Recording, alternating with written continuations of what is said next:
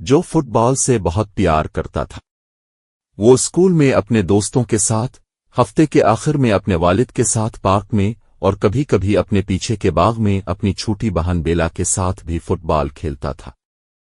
जब वो गेंद को लात मारने की कोशिश करती थी तो आम तौर पर वो छोड़ देती थी, लेकिन ये कुछ न करने से बेहतर था। काश मैं स्कूल की टीम में हो सकता, जो ने अपने दोस्त फिन से कहा, लेकिन शायद इसलिए कि वो अपनी उम्र के लिए छोटा था, इसे कभी नहीं चना गया।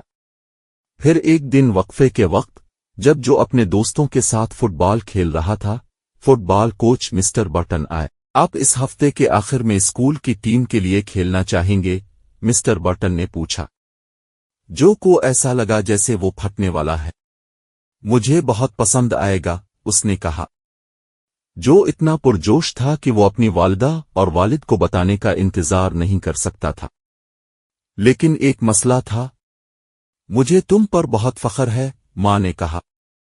लेकिन अलिफाफ, मुझे यकीन नहीं है कि तुम इस हफ्ते के आखिर में खेल सकते हो। अब देखें, मैं और आपके वालिद बाहर हैं और आप और बेला दादी के साथ रहने जा रहे हैं। दादी करीब ही रहती थी।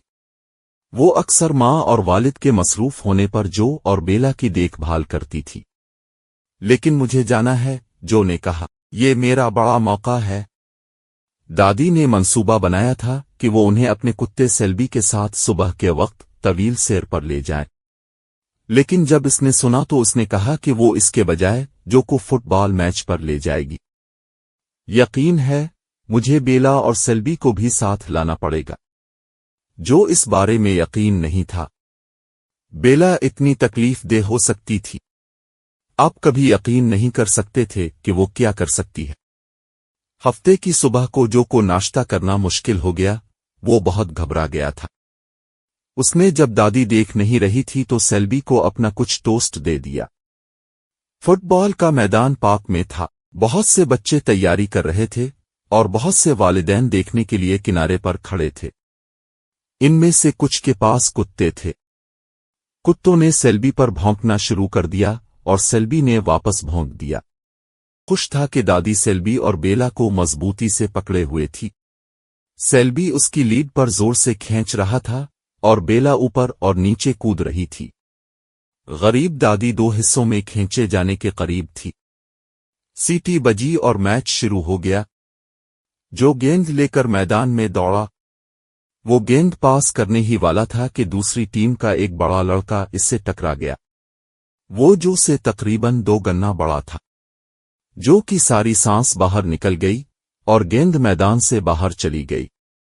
जो को उम्मीद थी कि रेफरी लड़के को येलो कार्ड दिखाएगा, लेकिन रेफरी ने नोटिस नहीं लिया। शायद बहुत सारे खिलाड़ी रास्ते में आ गए थे।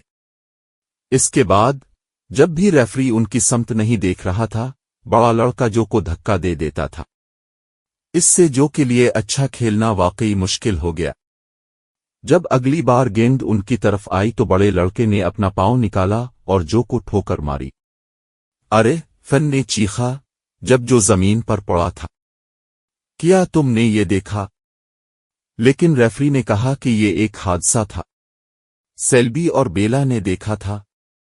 सेल्बी ने अपनी लीड को खींच लिया और रेफरी पर भौंका। बरा करम इस कुत्ते को कंट्रोल करें, रेफरी ने दादी से कहा, या मैं आपको चले जाने को कहूंगा। दादी सेल्बी को पकड़ने की बहुत कोशिश कर रही थी कि इसने बेला का हाथ छोड़ दिया। बेला मैदान में और इस लड़के के पास भागी जिसने जो को ठोकर मारी थी।